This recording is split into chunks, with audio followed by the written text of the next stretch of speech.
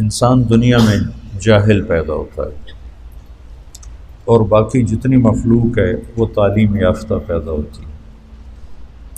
ہمارے بارے میں اللہ تعالیٰ فرماتے ہیں واللہ اخرجکم من بطون امہاتکم لا تعلمون شیئا۔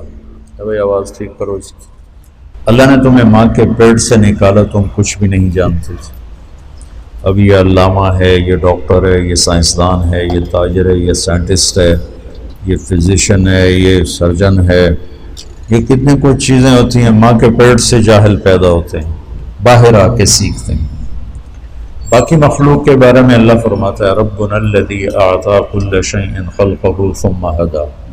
اللہ نے ہر چیز کو پیدا کیا اور اسے ہدایت دی، علم دیا۔ چونٹی کو لائن بنانا کوئی نہیں سکھاتا، خود اپنے اندر سے وہ یہ علم لے کے آتی ہے۔ دانے کو 4 ٹکڑوں میں کاٹ کے رکھنا غلہ سٹور کرنے کے لیے کہ یہ کہیں نرم ہو کے اگ نہ جائے، یہ علم اس کو اللہ آسمانوں سے دیتا ہے۔ 1 سینٹی میٹر سے زیادہ دیکھ نہیں سکتی، لائن کیسے بناتی، نکل کے واپس کیسے پہنچ جاتی، اور اس اندھیرے میں پورا خاندان کیسے ایک ملکہ کے تحت پورا خاندان 10 لاکھ چونٹیوں کا خاندان ہوتا ہے، کس طرح ایک ایک کردار اپنے عمل میں، اپنی ڈیوٹی میں پوری طرح عمل کر رہا ہوتا ہے۔ یہ ہے اعطی کل شیء خلقہ ثم ہدی۔ انہیں اپنے پرہیز کا بھی پتہ ہے، غذا کا بھی پتہ ہے۔ شیر کو گھاس کھلاؤ مر جائے گا، نہیں کھائے گا۔ بکری کو گوشت کھلاؤ مر جائے گی، نہیں کھائے گی۔ یہ اپنے اندر ان کا علم پہلے سے ہے۔ چوہا آج اپنے بل سے نکلا، بلی کو دیکھتے ہی بھاگ کے واپس۔ کیسے پتہ ہے کہ یہ بلی میری دشمن ہے؟ اور انڈے سے بچہ نکلتا ہے اور نکلتے ہی چلنا شروع کر دیتا ہے اور دانا چگنا شروع کر دیتا ہے۔ ہمارا بچہ ماں کے پیٹ سے نکلتا ہے، اسے 1 سال تک چلانا ہی سکھانا پڑتا ہے، پھر کھلانا سکھانا پڑتا ہے، پھر کیا کھانا ہے کیا نہیں کھانا یہ بتانا پڑتا ہے۔ تو یہ فرق ہے انسان اور غیر انسان کا۔ تو یہ علم باہر سے لیتا ہے۔ اب چونکہ ہمارا پیپر تھا خلق الموت والحیات لیبلوکم ایکم احسن عملا، کہ اللہ نے ہمیں دنیا میں بھیجا انا خلقنا الانسان من نطفۃ امشاج نبتلیہ فجعلناہ سمیعا بصیرا۔ ہم نے انسان کو 2 پانیوں سے پیدا کیا کہ اس کو ہم آزمائیں، آزمائش کے لیے پھر ہم نے اس کو سننے والا بھی بنایا اور دیکھنے والا بھی بنایا۔ وجعل لکم السمع والابصار والافئدہ، اور اللہ تعالیٰ نے ہمیں آنکھیں بھی دیں اور کان بھی دیے اور دماغ بھی دیا اور دل بھی دیا۔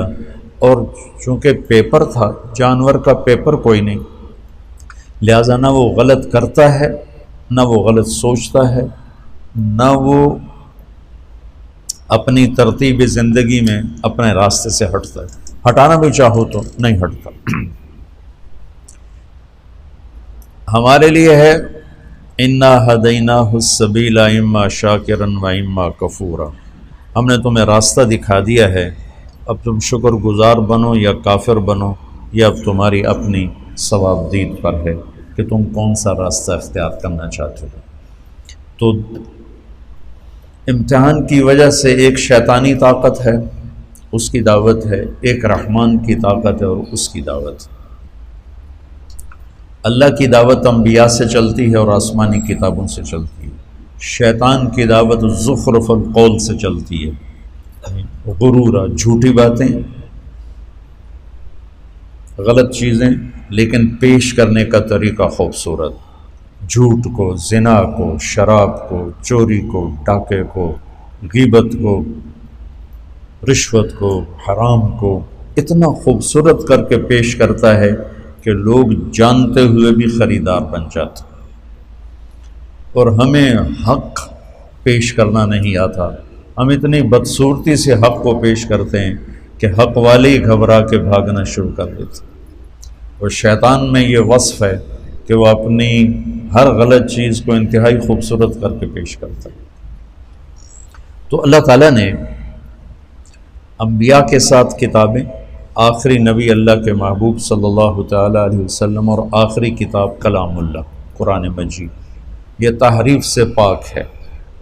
قرآن کس کا کلام ہے پہلے یہ پتہ ہونا چاہیے۔ قرآن کا تعارف قرآن کی زبانی جتنا سورہ شعراء میں ہے کہیں بھی نہیں۔ مختلف جگہ قرآن عربیا لقوم یعلمون انا انزلناہ فی لیلۃ القدر لا یاتیہ الباطل من بین یدیہ ولا من خلفہ تنزیل من حکیم حمید، یہ مختلف جگہ پر قرآن کا تعارف ہے، لیکن مجھے سورہ شعراء میں جو قرآن کا تعارف ملا ہے ایک ہی جگہ، وہ پورے قرآن میں ایسا اور کہیں نہیں۔ یہ میرا دعویٰ نہیں، یہ میری اپنی جستجو کے مطابق میری بات ہے، ہو سکتا ہے اس سے بھی بہتر کہیں قرآن میں آیا ہو۔ یہ کس کا کلام ہے؟ پہلا سوال یہ کہ یہ بھائی کس نے بھیجا ہے، یہ پہلا سوال اٹھتا، تو اس کا جواب ہے وَإِنَّهُ لَتَنزِيلُ رَبِّ الْعَالَمِينَ۔ انہو کہ تمہارا شک دور کرنا چاہتا ہوں کہ یہ بغیر شک و شبہ کے آسمان والے کا اتارا ہوا کلام، اور رب العالمین کے ساتھ کلام والے کی ہیبت کو ذکر کیا گیا ہے کہ کلام والے کی ہیبت نہ ہو تو کلام کی ہیبت کیسے ہوگی؟ جب وہ کہنے والے کو نہیں جانتا تو اس کے کہے کو کیسے جانے گا؟ جب وہ حاکم کو نہیں جانتا تو حکم کو کیسے جانے گا؟ حاکم کی عظمت حکم کی عظمت پیدا کرتی۔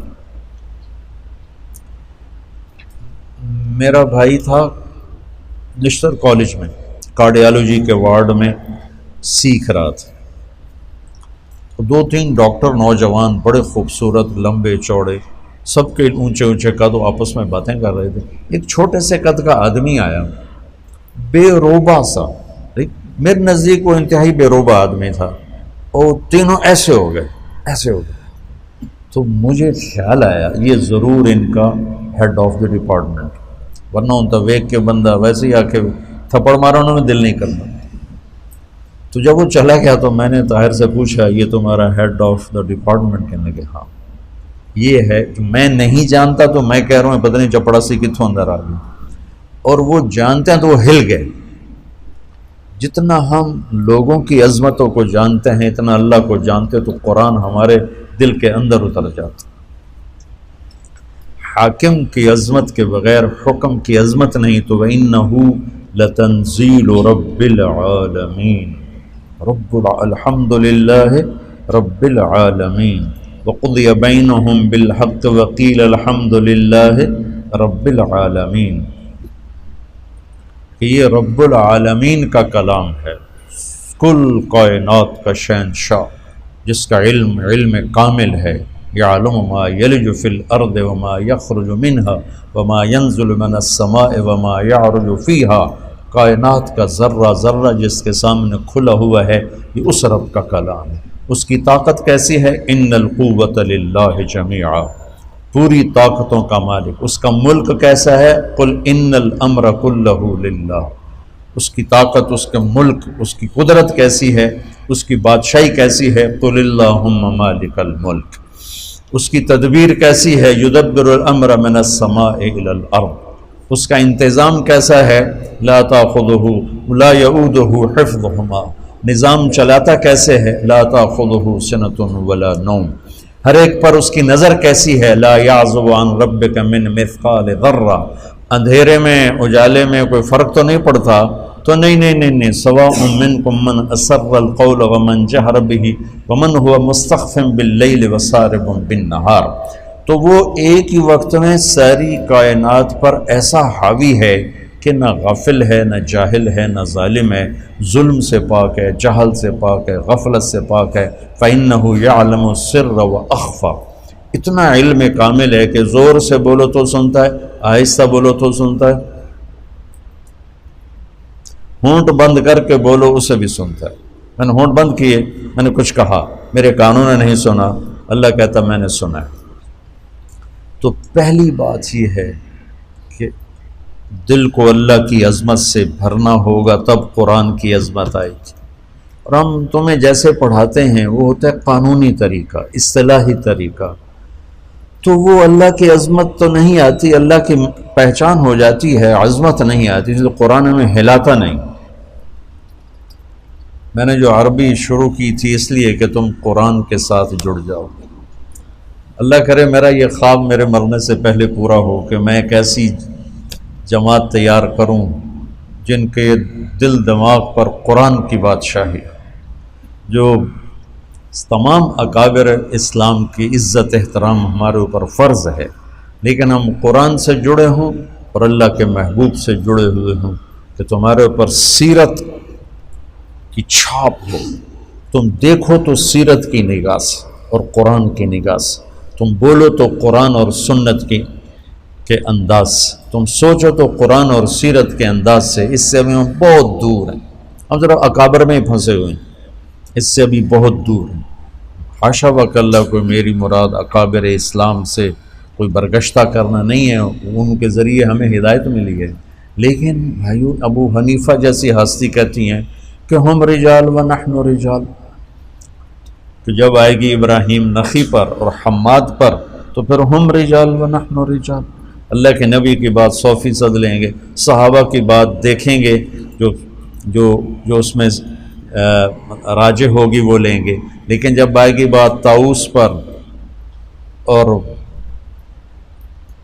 مکحول پر اور ابراہیم نخعی پر اور حماد پر تو پھر ہم رجال و نحن رجال۔ کیا خوبصورت بات، یہ نہیں کہ انہوں نے تکبر ان کا وہ بھی جستجو کریں گے، ہم بھی جستجو کریں گے۔ تو اللہ کی عظمت اللہ کے تذکروں سے زندہ ہوتی، پھر قرآن کی عظمت پیدا ہوگی۔ وَإِنَّهُ لَتَنزِيلُ رَبِّ الْعَالَمِينَ۔ یہ لایا کون ہے؟ اللہ تو آسمانوں پر ہے، نبی ہماری زمینوں پر ہیں، تو یہ کون لایا ہے؟ تو اس کا جواب ہے نزل بہ الروح الامین۔ کس کا کلام ہے؟ انہ لتنزیل رب العالمین۔ کون لایا ہے؟ نزل بہ الروح الامین، جبریل فرشتہ۔ کس کے پاس آیا ہے یہ کلام؟ کس کے پاس آیا ہے؟ علی قلبک، یہ ہمارے نبی پاک صلی اللہ علیہ وسلم کے دل پر اترا ہے۔ علی قلبک، آپ کے دل پر اترا ہے، پھر لفظ بن کر آپ کی زبان سے نکلا ہے۔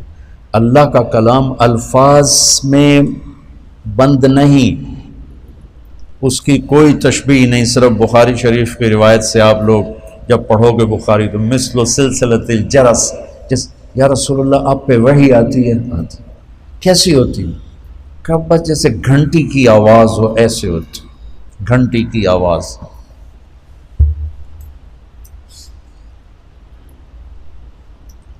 پھر جب آپ ہوش میں آتے ہیں تو وہ الفاظ بن کر زبان پہ آتے ہیں۔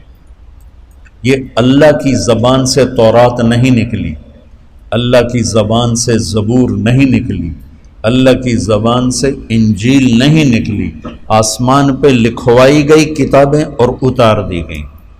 کلام وہ ہوتا ہے جو زبان سے ادا ہو۔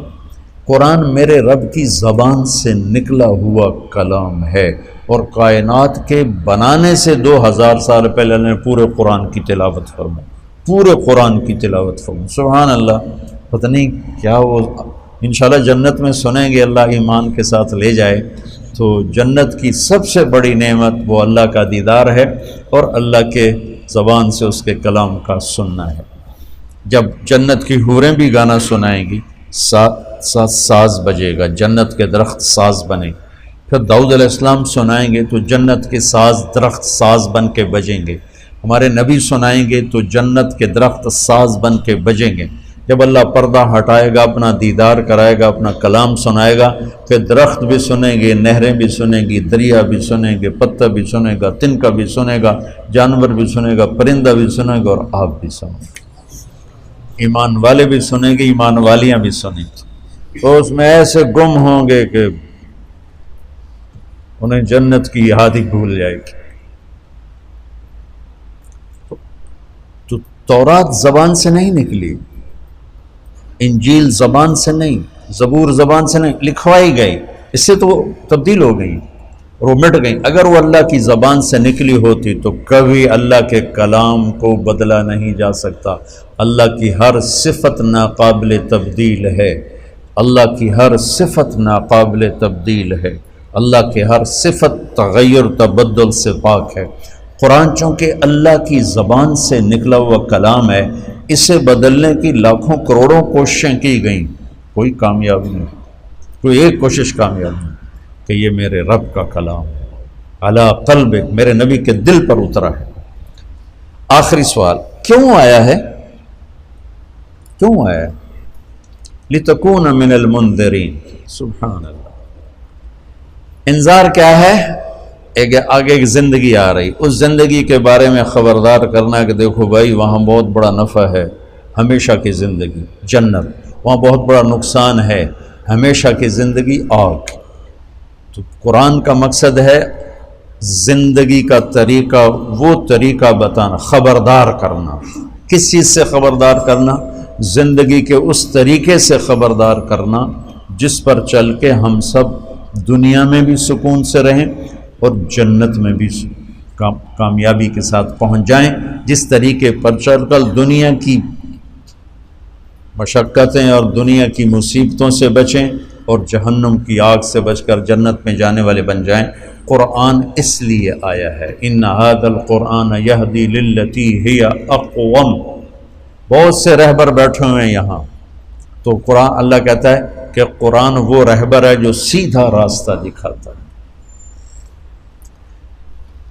قرآن کا چیلنج آج تک باقی، کتنی سائنس ٹیکنالوجی بڑھ چکی ہے، اب تو کمپیوٹر کے ذریعے سے اعلیٰ عبارت تیار کر لو، کمپیوٹر کے ذریعے سے آسمان کے تارے توڑ کے لے آؤ، اور قرآن کا چیلنج آج بھی باقی ہے، فاتو بصورت من مثلہ، کہ یہ میرے رب کا کلام ہے، ایک صورت ایسی لے آؤ، انا اعطینا جیسی 3 آیات کی صورت لے آؤ۔ آج اتنے بڑے سورسز سائنس ٹیکنالوجی کے باوجود اس چیلنج کو کوئی نہیں توڑ سکتا۔ ہر چیلنج ٹوٹا ہے، ہر ریکارڈ ٹوٹا ہے، ہر ریکارڈ۔ وہ یوسف کو شوق ہے نا کرکٹ کا، بیٹے میرے کو، تو وہ سعید انور سے اس کو بڑی محبت تھی، تو اس کا ریکارڈ تھا 194 ون ڈے میں، تو وہ آیا میرے پاس گھبرایا، وہ اس کا ریکارڈ برابر کر دیا فلاں نے۔ میں کہا پتر میں تو نہیں پتا ریکارڈ ہوندہ ہی کی وہ گھبرایا، اس کا ریکارڈ برابر کر دیا۔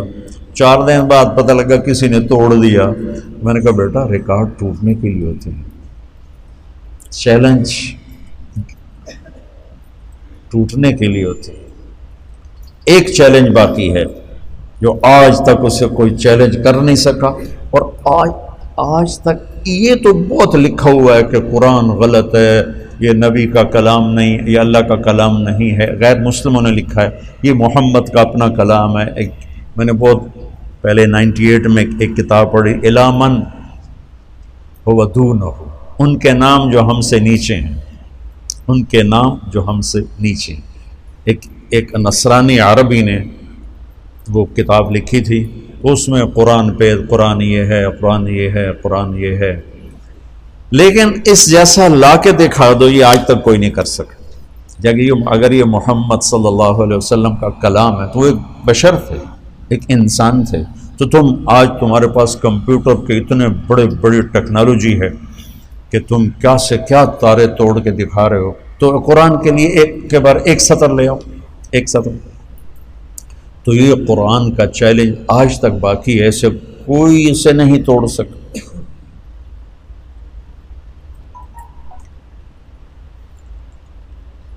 قرآن کی عظمت، اللہ کی عظمت کے بعد قرآن کیا کہتا ہے تو وہ سمجھ میں۔ شکر ہے درس قرآن کا رواج پڑا ہوا ہے، اور اللہ کے بندے بندیاں سنا رہے ہیں، اور اللہ کے بندے بندیاں سن رہے ہیں، بہت اچھی بات۔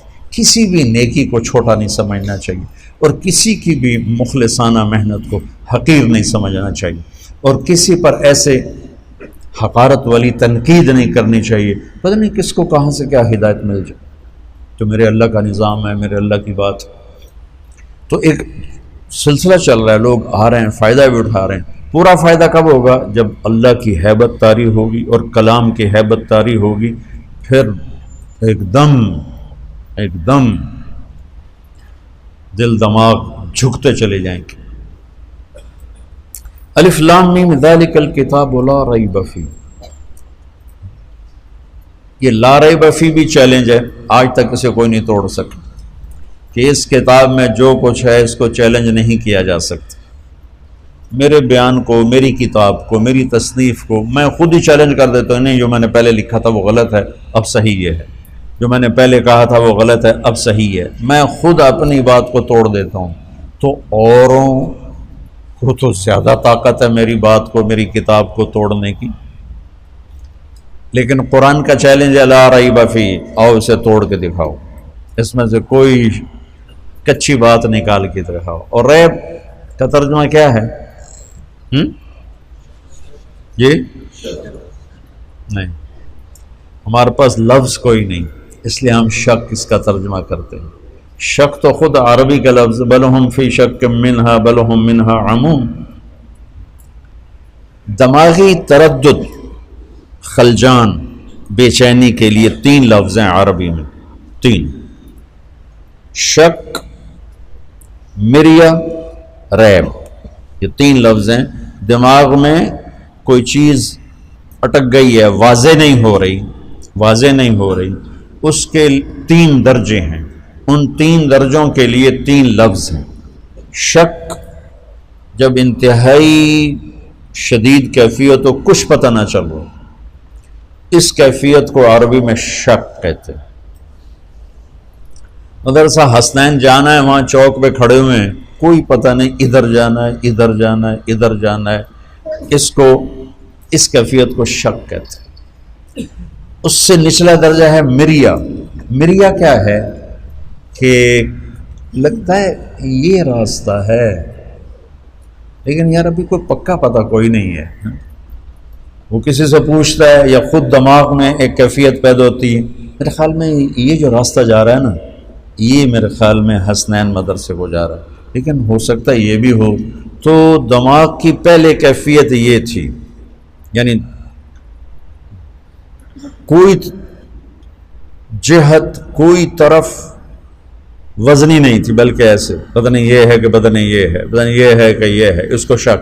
اب یہ ہو گیا کہ یار یہ ہے راستہ، چلو پتہ کرتے ہیں۔ اس کیفیت کو کہتے ہیں مریا۔ کیا کہتے ہیں؟ بولو۔ فلا تکن فی مریۃ من لقاء ربک، مریا قرآن نے استعمال کیا۔ تیسرا ہے لا ریب، ریب کیا ہے کہ وہاں جہاں سے ہم ادھر مڑتے ہیں، وہاں آ کر وہ گاڑی کو بریک لگاتا ہے، یار حسنین کدھر ہے؟ ابھی یہ جملہ پورا نہیں کیا، حسنین کدھر ہے، کہ سامنے بورڈ نظر آ جاتا ہے، اوہ اوہ، یہ میری کیفیت دیکھی، اوہ اوہ، یہ ریب ہے وہ، اور وہ ریب گیا۔ ایک لمحے کے لیے جو شک پیدا ہوتا ہے، ایک لمحے کے لیے جو تردد پیدا ہوتا ہے، ایک لمحے کے لیے جو اوپر نیچے ذہن جاتا ہے اور فوراً ہی ٹھیک ہو جاتا ہے، فوراً کدھر ہے، ہاں وہ بورڈ نظر آ گیا۔ اس ادنا سے وقت میں خفیف سی شک کی کیفیت کو عربی میں ریب کہتے ہیں۔ کیا کہتے ہیں بولو؟ تو اب شک اس کا ترجمہ کیسے ہو سکتا ہے؟ لیکن اتنی لمبی تفصیل اردو میں کریں تو بہت تک ایک ہی لفظ پورا صفحہ لے جائے گا۔ تو یہ میں تمہیں قرآن کا حسن بتا رہا ہوں کہ میرا رب کہہ رہا ہے بے وقوفو، اس کتاب میں تو ریب بھی نہیں ہے، تو شک کہاں سے ڈھونڈتے ہو؟ ایک لمحے کا ہوتا ایک یہ یا وہ، یہ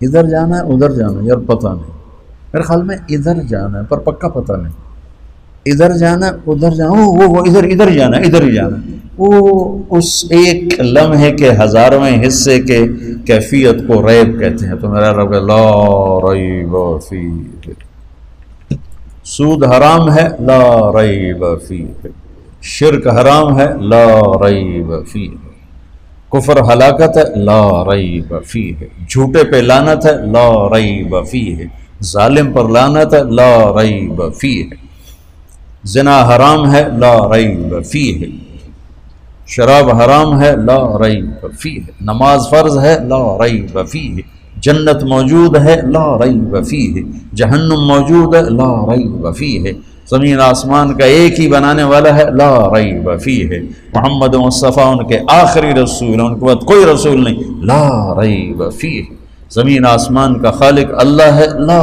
ریب فیہ، مالک اللہ ہے لا ریب فیہ، رزق اللہ دیتا ہے لا ریب فیہ، موت اللہ لاتا ہے لا ریب فیہ، زندگی اللہ لاتا ہے لا ریب فیہ۔ اب اس کو پھیلاتے جاؤ، پورے قرآن پہ پھیلا دو، ایک لفظ کا یقین سیکھ لو، سارا قرآن سمجھ میں آئے گا۔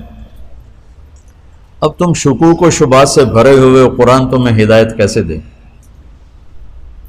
تم سے مراد میں اور آپ، ہم ساری امت کا یہ حال، لا ریب، کیا خوبصورت، لا ریب فیہ، خیانت پہ لعنت لا ریب فیہ، سچائی کو شاباش لا ریب فیہ، انبیاء برحق ہیں لا ریب فیہ، روزہ فرض ہے لا ریب فیہ، زکوٰۃ فرض ہے لا ریب فیہ۔ ارے اگر پاکستان کے مالدار زکوٰۃ دیں تو اللہ کی قسم پورے پاکستان میں ایک غریب بھوکا نہیں سو سکتا، صرف فیصل آباد کے تاجر زکوٰۃ دینا شروع کر دیں تو پورے پنجاب میں کوئی بھوکا نہیں سوئے، اتنا مال ہے لوگوں کے پاس۔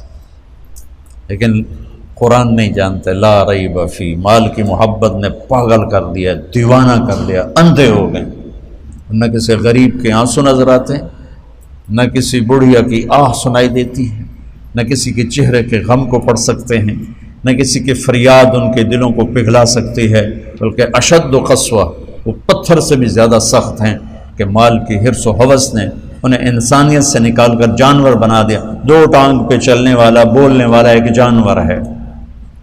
جانور کو کیا پتا رحم کیا ہوتا ہے، سخاوت کیا ہوتی ہے، ہمدردی کیا ہوتی ہے۔